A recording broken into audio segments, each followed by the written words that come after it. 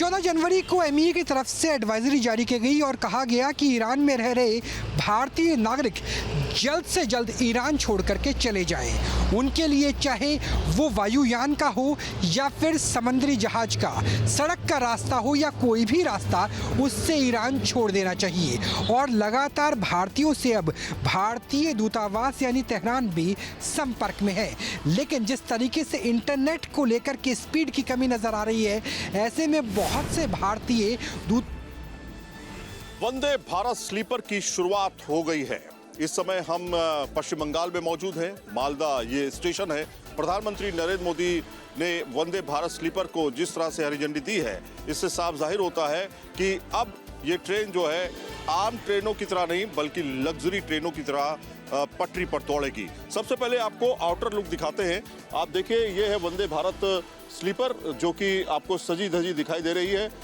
इसी ट्रेन से एक हम यात्रा करेंगे और इस यात्रा के दौरान हम आपको एक्सक्लूसिव ये तस्वीर दिखाएंगे कि किस तरह से इस वंदे भारत स्लीपर के अंदर जो कंफर्ट की बात की जा रही है वो आपको मिलता है या नहीं मिलता है। आपको फर्स्ट एसी दिखाते हैं। पहले आपको अंदर लेके आते हैं। आप देखिए, ये है स्लाइडिंग डोर। आपका पर्सनल केबिन जो है वो तैयार है और इस तरह की सुविधाएं दी गई है। पहले आप इसको यहाँ पे आप देखिए, मैं आपको दिखा रहा हूँ, ये लॉक कर सकते हैं। पहले आप यहाँ पे आप इसको बटन से लॉक कर सकते हैं, तो ये आपका पर्सनल वो बन जाएगा। आपका देखिए पर्सनल केबिन बन जाएगा।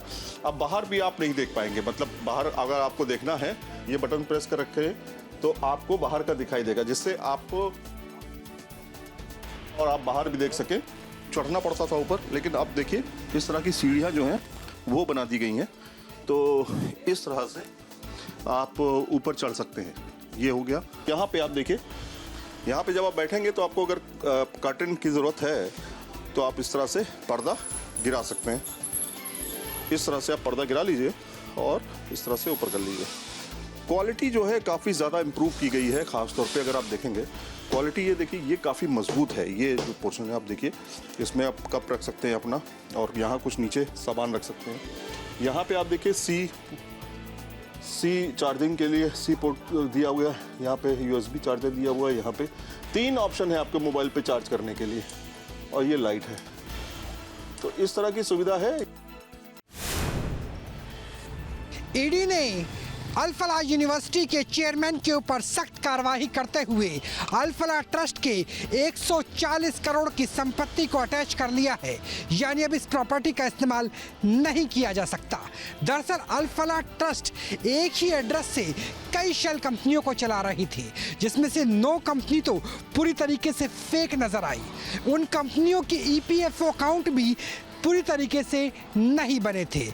इसके अलावा दिल्ली के नज़दीक फरीदाबाद के दौज में मौजूद अल फलाह यूनिवर्सिटी की 54 एकड़ की भूमि को भी अटैच किया गया है, जिसमें कई फैकल्टी बिल्डिंग से लेकर के हॉस्टल बिल्डिंग तक शामिल है। अल फलाह यूनिवर्सिटी के चेयरमैन के ऊपर इससे पहले भी दिल्ली की न्यू फ्रेंड्स कॉलोनी में धोखाधड़ी का मामला दर्ज किया गया था, और अब सिद्दीकी के ऊपर ईडी का शिकंजा कसता हुआ नजर आ रहा है। सिर्फ ईडी ही नहीं, बल्कि हरियाणा विधानसभा ने भी एक नया एक्ट पारित कर दिया है, जिसके मुताबिक अगर किसी भी विश्वविद्यालय के ऊपर नेशनल सिक्योरिटी या टेररिज्म जैसे गंभीर आरोप लगते हैं तो उसकी मान्यता को समाप्त किया जा सकता है। कैमरा सहयोगी राकेश रावत के साथ राहुल डबास, दिल्ली। केंद्र सरकार गेमिंग ऐप और जुआ खिलाने वाली जो वेबसाइट हैं उन पर लगातार नकेल कस रही है। फिलहाल 250 के आसपास जो गेमिंग साइट हैं उनके लिंक को ब्लॉक कर दिया गया है। सरकार के नए अधिनियम के तहत तमाम गेमिंग ऐप जितने भी बन रहे हैं उनके खिलाफ लगातार सरकार कार्रवाई कर रही है। उस कार्रवाई के पीछे युवाओं को इस तरीके के सट्टे की लत से हटाना और वित्तीय नुकसान को कम करने के लिए केंद्र सरकार द्वारा ये कदम उठाया गया है। लिहाजा लगातार जितनी भी गेमिंग वेबसाइट हैं उन पर कार्रवाई की जा रही है। इससे पहले जब कानून आया था तो 7800 गेमिंग ऐप पर केंद्र सरकार द्वारा कार्रवाई की गई थी और इस कार्रवाई के साथ साथ इन तमाम जो भी गेमिंग कंपनियां हैं इनको भारत में पूरी तरीके से प्रतिबंधित कर दिया गया था। तो लगातार गेमिंग ऐप वाली जितनी कंपनियां हैं इन पर सरकार की कार्रवाई जारी है और युवाओं को खास तौर से गेम की लत लगाना और वित्तीय नुकसान से बचाने के लिए ये कार्रवाई केंद्र सरकार की तरफ से की जा रही है। वीडियो जर्नलिस्ट मुकेश झा के साथ Amit Chaudhary, news state, Delhi. Lucknow medical college में महिला डॉक्टर का शारीरिक शोषण और उसके बाद धर्मांतरण के लिए दबाव बनाने वाले रमीज को पुलिस ने गिरफ्तार कर लिया है और अब वो जेल में है। लेकिन शुरुआती दौर में जो पूछताछ हुई उसमें कई चौंकाने वाले खुलासे हुए। सूत्रों की माने तो रमीज आगरा में पढ़ाई के दौरान एक मैगजीन छपवाता था। इस्लामिक विचारधारा की मैगजीन थी और बाकायदे वो अपने साथ में पढ़ने वाले छात्रों को उसे बांटता था। जिनकी रुचि उस मैगजीन में ज़्यादा होती थी वो उनके लिए बाकायदे एक व्हाट्सएप ग्रुप आता था और उसमें इस्लामिक कट्टरपंथी विचारधारा को पोस्ट किया जाता था। धीरे धीरे उन लड़कों को तैयार किया जाता था कि वो मेडिकल कॉलेज में पढ़ने वाले जो तमाम बच्चे हैं उनको लेकर काम करें और ऐसे लोग जिनका धर्मांतरण कराया जा सकता है, जिन लड़कियों को प्रेम जाल में फंसाया जा सकता है, उन पर काम करें ताकि बड़े पैमाने पर धर्मांतरण कराया जा सके। पुलिस ने जब इस पूरे मामले में जांच की तो उसे वो मैगजीन भी मिली है और उसी मैगजीन के आधार पर उस व्हाट्सएप ग्रुप को भी आइडेंटिफाई किया है पुलिस ने और अब उस ग्रुप में जो मेंबर्स थे उनकी जांच कर रही है पुलिस। कहीं ऐसा तो नहीं कि रमीज की तरह बाकायदे जो उस ग्रुप में लोग थे उन्होंने भी कई लड़कियों का धर्मांतरण कराया हो। लखनऊ से वुडन पुराना के साथ निखिल शर्मा, न्यूज स्टेट उत्तर प्रदेश। उत्तराखंड के बाजारों में बहुत जल्द ही आपको उत्तराखंड की शैली नजर आएगी। पर्यटन विभाग इस बात का प्रस्ताव तैयार कर रहा है। इस कार्य योजना में यह बात कही गई है कि जहाँ के बाजार हैं वहीं की शैली में वो सजने और संवरने चाहिए ताकि बाहर से आने वाले लोगों को वहाँ की शैली से एक परिचय भी हो सके। और इसके साथ ही गढ़वाल में जो गढ़वाली संस्कृति है, गढ़वाली शैली है, सारे बाज़ारों में उनकी तस्वीरों को उकेरा जाएगा, स्लोगन्स लिखे जाएंगे। कुमाऊं में जो कुमाऊं की शैली है उसके अनुसार होगा। जैसे हरिद्वार है, हरिद्वार की शैली जो होगी वहाँ हरिद्वार के बाज़ारों में दिखाई देगी। इसी तरह से उधम सिंह नगर की शैली, जो भी जिस तरह की भी चीज़ें वहाँ पर हैं वो वहाँ के बाज़ारों में आपको रिफ्लेक्ट होंगी। उनकी परिकल्पना वहाँ पर दीवारों पर उकेरी जाएंगी और उन बाज़ारों को उसी तरह से व्यवस्थित किया जाएगा। मुख्यमंत्री पुष्कर सिंह धामी ने पर्यटन विभाग को इस बात के निर्देश दिए हैं कि वो इसकी तैयारी करें। तो प्रथम चरण में ये 4 जो ज़िले उनको हम टेकअप कर रहे हैं। जैसे पौड़ी में भी माल रोड भी हम डेवलप कर रहे हैं, तो उसके लिए भी हम लोगों ने धनराशि आपके PWD को जारी कर दी है। कार्यदायी संस्था वही है। और नैनीताल में भी PWD को हम लोगों ने अपनी धनराशि जारी कर दी है। अल्मोड़ा में एस्टीमेट अभी हमारा पहुँचा हुआ है और नरेंद्र नगर का भी अभी पहुँचा हुआ है, तो उसकी DFC वगैरह हमारी होगी। तो पूरे प्रदेश में देख रहे हैं कि कहाँ पे किस जगह में पहले हम लोग को टेकअप करना चाहिए। अपने सहयोगी कैमरामैन सोनी कुमार के साथ न्यूज स्टेट के लिए देहरादून से अजीत सिंह राठी। मर्सिडीज गाड़ी शामिल हो गई है तो सतुआ बाबा लगातार इन गाड़ियों को लेकर मीडिया के सवालों का जवाब देते हैं और वो कहते हैं कि क्या सनातन के लिए काम करने वाला कोई व्यक्ति महंगी लग्जरी गाड़ियों से नहीं चल सकता, उसकी लाइफस्टाइल लग्जरी लाइफस्टाइल नहीं हो सकती। तो सतुआ बाबा बिल्कुल भी डिफेंसिव नहीं होते हैं। वो खुल के कहते हैं कि हाँ, हमको ये गाड़ियां हमारे भक्तों ने तोहफे में दी हैं और हम इनसे चलते हैं। जब वो भक्त गाड़ियां मांग लेंगे तो उसके बाद हम वापस उनको कर देंगे। और ये गाड़ियां कौन सी हैं, किस ब्रांड की हैं, कितनी इसकी कीमत है, इससे हमें बहुत फ़र्क नहीं पड़ता है। जो प्रेम से दे देता है वो ले लेते हैं और उसके बाद उनको लौटा भी देते हैं अगर कोई मानता है। अगर कोई प्रेम से मांगता है तो उसको गिफ्ट भी कर देते हैं। तो अब तीसरी लग्जरी गाड़ी जो करोड़ों रुपए में जिसकी कीमत है वो आ चुकी है और कुल मिला जुला के लगभग 10 करोड़ की गाड़ियां, जो लग्जरी गाड़ियां हैं, जो 3 गाड़ियों की हम बात कर रहे हैं जिसमें डिफेंडर है, पोर्शे है और मर्सिडीज़ है, इनकी कीमत अकेले 10 करोड़ रुपए के आसपास है। इसके अलावा तमाम और गाड़ियां हैं जो लग्जरी गाड़ियों की कैटेगरी में आती हैं, लेकिन इनकी कीमत करोड़ों में है। इस लिहाज से ये सबसे ख़ास रही हैं और करीब 10 करोड़ रुपए इनकी कीमत है। लेकिन सतुआ बाबा बहुत सरलता से, सहजता से कहते हैं कि ये भक्तों की तरफ से उनको भेंट की गई थी और उसी के चलते वो इन गाड़ियों को इस माघ मेले में लेके आए हैं। तो अभी देखना ये होगा कि सतुआ बाबा का गाड़ियों का, लग्जरी कार्स का ये काफिला और लंबा होता है या फिर इस माघ मेले में ये 3 बड़ी लग्जरी गाड़ियां हैं उनके पास होती है। मशहूर गायक बी प्राक को जान से मारने की धमकी एक फ़ोन कॉल के ज़रिए दी गई है। आपको बता दें कि ये धमकी डायरेक्ट बी प्राक को नहीं बल्कि एक गायक दिलनूर को दी गई थी और दिलनूर के ज़रिए जो कि बी प्राक तक ये धमकी जो कि पहुँचाई गई। जब धमकी भरा कॉल आता है तो कॉलर ने जो कि साफ तौर पर कहा कि वो आरजू बिश्नोई है जो कि लॉरेंस बिश्नोई के लिए काम करता है और इस वक्त विदेश में छुपा हुआ है। धमकी दी गई कि 10 करोड़ रुपए दिए जाएं, नहीं तो बी प्राक को मिट्टी में मिला दिया जाएगा। साथ ही साथ कॉलर द्वारा ये भी चेतावनी दी गई कि इस कॉल को फर्जी ना समझा जाए। आपको बता दें कि साल की शुरुआत से ही लॉरेंस गैंग द्वारा कई वारदातों को अंजाम जो किया वो दिल्ली में दिया जा चुका है। हालांकि अगर बात की जाए दिल्ली की तो दिल्ली में कई गैंगस्टर्स को जो कि है इन फायरिंग की वारदातों के बाद गिरफ्तार भी किया जा चुका है। पुलिस की बात की जाए तो पुलिस का साफ तौर पर कहना है कि जो पैटर्न था वो बिल्कुल सेम था। पहले धमकी भरी कॉल और उसके बाद जो की है फायरिंग।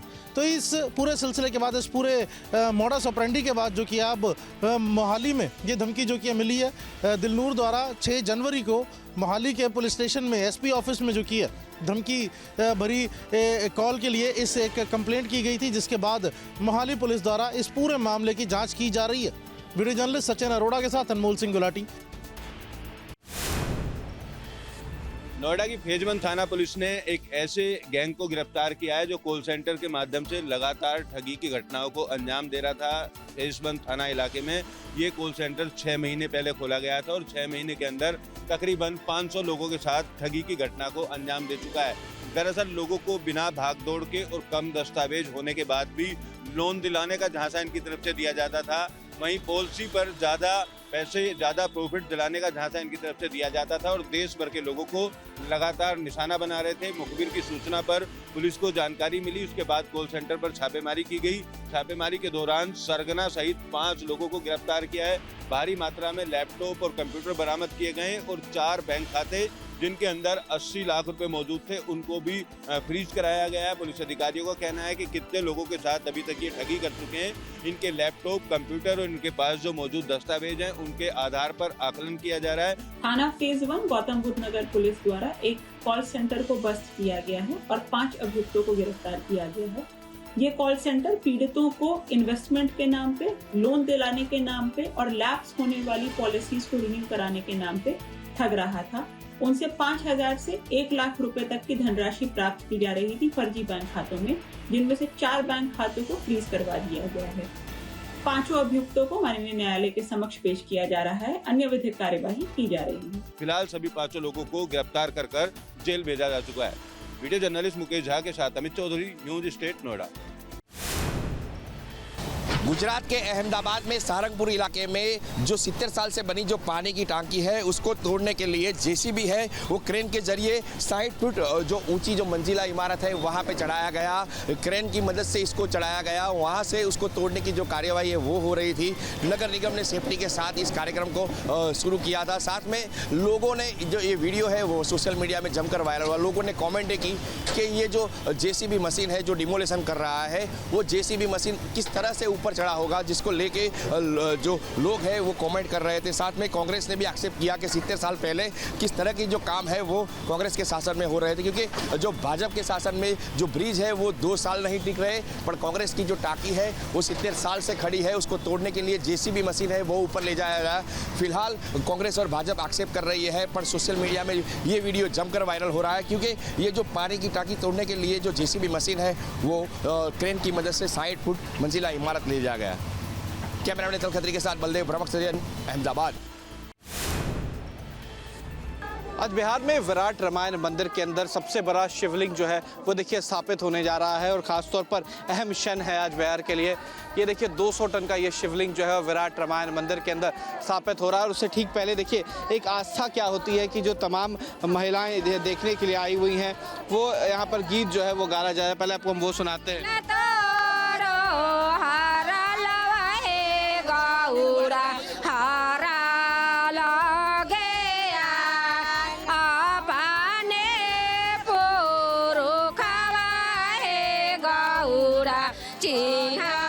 सुन रहे हैं ये सीधे तौर पर कहा जा सकता है कि खुशी और पूजा, क्योंकि स्थापना से पहले जो गीत होती है आमतौर पर घर पर भी जो पूजा है वो की जाती है, तो ये आस्था और ये खुशी जो है वो लोगों में नज़र आ रही है। आप ये देख सकते हैं कि किस तरीके से जो लोग हैं या पूरे चारों तरफ आपको नज़र आएंगे, यहाँ पर खड़े हैं, इंतज़ार कर रहे हैं कि विश्व के सबसे जो बड़े और लंबे शिवलिंग हैं उसका स्थापना हो। यहाँ पर सुरक्षा के दृष्टिकोण से भी पूरी तैयारी की गई है और ये आपको हम लंबी कतार दिखा रहे हैं किस तरीके से जो लोग हैं वो विराट रामायण मंदिर के अंदर जो शिवलिंग स्थापित हो रहा है उसे देखने के लिए पहुंचे हैं। ये देखिए किस तरीके से जो शिवलिंग है वो यहाँ पर लगाया जा रहा है और 2030 तक जो अनुमानित वक्त है वो बताया गया है जब इसे पूरी तरीके से बना लिया जाएगा। मुख्यमंत्री नीतीश कुमार भी इस वक्त यहाँ पर मौजूद हैं, वो भी इसको देखने के लिए पहुंचे हुए हैं और ये देखिए किस तरीके से अब शिवलिंग की स्थापना जो है वो होने वाली है, स्थापित हो जाएगा और उसके बाद जो शायन कुणाल हैं उन्होंने सीधे तौर पर बताया है कि उसके बाद इसकी पूरी बाउंड्री जो है वो की जाएगी। तो आज ऐतिहासिक क्षण जहाँ पर हनुमानगढ़ी से लेकर तमाम जगहों के साधु संत जो है वो यहाँ पर पहुँचे हैं। राजू जो अगर उनकी बात की जाए तो भी यहाँ पर पहुँचे हैं, अलग अलग जो साधु संत हैं वो यहाँ पर पहुँचे हैं और देखिए किस तरीके से लोगों में खुशी है। ये जो स्थापना हो रही है शिवलिंग की स्थापना, कितनी खुशी है, कितनी खुशी है, स्थापना हो, बहुत खुशी है, बहुत खुशी है, बहुत खुशी है, बहुत खुश है, बहुत दूर से चल के आए हैं, बहुत दूर से चल कर आए हैं बस ये शिवलिंग देखने के लिए, शिवलिंग के देखने के लिए। दिल में आस्था है, दिल में आस्था है और दिल में बड़ी आस्था उम्मीद लगा के आए हैं शिव जी के, शंकर जी के दर्शन के लिए। वीडियो जर्नलिस्ट सतीन कुमार के साथ उत्कर्ष, चंपारण। इबादतों का हरगिज़ सिला नहीं मिलता, जिसे अली नहीं मिलते उसे खुदा नहीं मिलता। अगर इन लाइनों की बात की जाए, इन पर विचार किया जाए तो प्रीत रोहित जिसने याचिका डाली है उस मस्जिद की जिसके ठीक बाहर में खड़ा हूँ, उस मस्जिद का नाम है जामा मस्जिद गिरिनगर। ये कालका जी स्थित है और ठीक कालका जी के सामने जो पूरा इलाका है वहाँ पर जो गोविंदपुरी मेट्रो स्टेशन है वहाँ की हम तस्वीर आपको दिखाते हैं। आपको ठीक सामने रोड नज़र आ रहा होगा और ठीक उसी के रोड पे आपको मेट्रो स्टेशन भी नज़र आता है। ये वही मेट्रो स्टेशन है जहाँ पर सैकड़ों लोग यहाँ से मेट्रो के अंदर में यात्रा करते हैं। वहीं अगर इस मस्जिद की बात की जाए, जो मस्जिद ठीक आप मेरे पीछे देख रहे हैं, ये वो मस्जिद है जिसकी हाई कोर्ट के अंदर में याचिका दायर हो चुकी है और साफ तौर पर याचिका में कहा गया है कि यह मस्जिद रोड पर बनी है। आप तस्वीरों में देख सकते हैं कि मस्जिद रोड पे ही आपको नज़र आती है क्योंकि जो रोड के बराबर में सर्विस लाइन है उस सर्विस लाइन पे ही ये मस्जिद का पूरा आकार एक तरफ को बढ़ता हुआ नज़र आता है। लेकिन अगर इसके पीछे की बात की जाए तो इसके पीछे एक पूरी आबादी है जहाँ पर ज़्यादातर मुस्लिम समुदाय के लोग रहते हैं। हालांकि पूरे देश के अंदर में 2500 से ऐसी मस्जिदें और मदरसों का आंकड़ा प्रीत रोही ने हाई कोर्ट दिल्ली के अंदर में याचिका के अंदर में दाखिल कर दिया है। अब जांच होनी शुरू हो जाएगी, लगातार सर्वे होता हुआ नजर आएगा, उसके बाद स्थिति पूरी तरह से साफ हो जाएगी कि आखिरकार जहां पर आप इबादत कर रहे हैं, जिस इबादत में आप पूरे मशगूल हैं और उस मशगूल के अंदर में जो आपका सर सजदे में खुदा के सामने झुक रहा है, क्या वो सजदे, क्या वो इबादत आपकी कबूल हो रही या नहीं, क्योंकि अवैध ज़मीन पर बनी हुई कोई भी इमारत और उसमें किए गए सजदे कबूल नहीं हो सकते। इसीलिए कहा गया है कि इबादतों का हरगिज़ सिला नहीं मिलता, जिसे अली नहीं मिलते उसे खुदा नहीं मिलता। बुढ़े सुदीक साथ सैयद हुआ सरी, न्यूज़ स्टेट दिल्ली। गाजियाबाद में दिल्ली पुलिस की क्राइम ब्रांच ने बड़ी कार्रवाई कर नकली एनसीईआरटी किताबों की बड़ी खेप बरामद की है। पुलिस ने छापामारी कर लोनी में नकली प्रिंटिंग प्रेस का भांडा फोड़ किया है। ये कार्रवाई दिल्ली पुलिस की क्राइम ब्रांच और एनसीईआरटी ने मिलकर नकली पाठ्य पुस्तकों के खिलाफ बड़ी कार्रवाई की है। गाजियाबाद में छापामारी कर 32,000 से ज्यादा पायरेटेड एनसीईआरटी किताबें जब्त की गई हैं। इसके अलावा 2 प्रिंटिंग मशीनें, एल्यूमिनियम प्रिंटिंग प्लेट्स, कागज के रोल, शाई भी जब्त की गई है, जिससे बड़े पैमाने में अवैध छपाई की जाती थी। आपको बता दें, क्राइम ब्रांच ने गुप्त सूचना के आधार पर गाजियाबाद के लोनी में ये बड़ी कार्रवाई कर नकली प्रिंटिंग प्रेस का भांडा फोड़ किया है। वीडियो जर्नलिस्ट अमित के साथ Sonu Arora, news state Uttar Pradesh. Weekend की शुरुआत दिल्ली एनसीआर वालों के लिए जीरो विजिबिलिटी के साथ हुई है। न सिर्फ सड़क बल्कि रेलवे और हवाई यातायात पर भी इसका असर देखने को मिल रहा है। कई रेलगाड़ियां देरी से चल रही है और हवाई यातायात भी डिले हो रहा है। कुछ भी नज़र आना कमतर हो गया है। जितने वाहन हैं तमाम अपनी हेडलाइट को जलाकर ही चल रहे हैं। स्थिति इस तरीके की है कि फिलहाल विजिबिलिटी 200 मीटर 100 मीटर से भी कम नज़र आ रही है। गोल चक्कर राउंड अबाउट में और ज़्यादा समस्या होती है क्योंकि यहाँ पर कुछ भी दिखना बमुश्किल होता जा रहा है। इसके पीछे की वजह है वेस्टर्न डिस्टर्बेंस की वजह से नमी बढ़ गई है। लगभग 90% के आसपास नमी की मात्रा है। अगर हम दिल्ली एनसीआर की बात करें, हवा की गति 5 किलोमीटर प्रति घंटे से कम और तापमान 10 डिग्री सेल्सियस से कम, यानी वो पूरा कॉकटेल जिसकी वजह से स्मोक और फॉग बन रहा है। स्मोक इस लिहाज से क्योंकि एयर क्वालिटी इंडेक्स इस वक्त भी सेंट्रल दिल्ली का 362 AQI है PM10 और PM2.5 के लिहाज से। नमी बहुत ज़्यादा है, हवा की गति कम है, ठंड बहुत ज़्यादा है। मॉइस्चर की वजह से स्मोक और फॉग यानी एयर पोल्यूशन के साथ साथ कोहरे का ऐसी डेंस हालत है कि हाथ को हाथ दिखना भी मुश्किल होता जा रहा है। और मौसम विभाग की कहना है कि जब तक वेस्टर्न डिस्टर्बेंस यानी पश्चिमी विक्षोभ की वजह से सर्दियों की बारिश नहीं होती तब तक ऐसी ही स्थिति रहेगी। यानी पूरा वीकेंड दिल्ली एनसीआर वासियों के लिए घने कोहरे से सराबोर रहने वाला है। कैमरा सहयोगी अजय कुमार सिंह के साथ राहुल डबास, न्यूज़ स्टेट दिल्ली।